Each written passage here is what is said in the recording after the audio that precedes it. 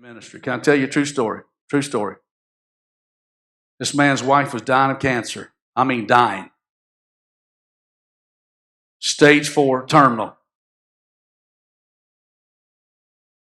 Tears streaming down her face. She turns to her husband and says, "Pray for me, I'm dying."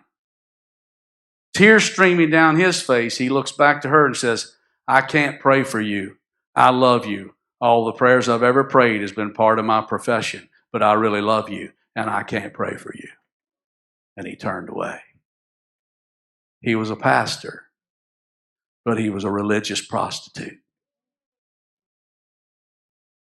So what do you mean by religious prostitute? I mean somebody that's just doing what they're doing for money. There's no love in it.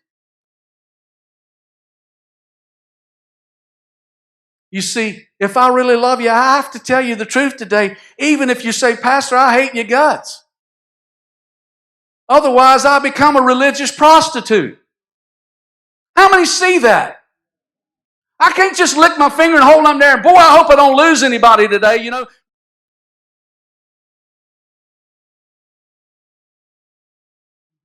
Because it's not about what you like. It's about what you need.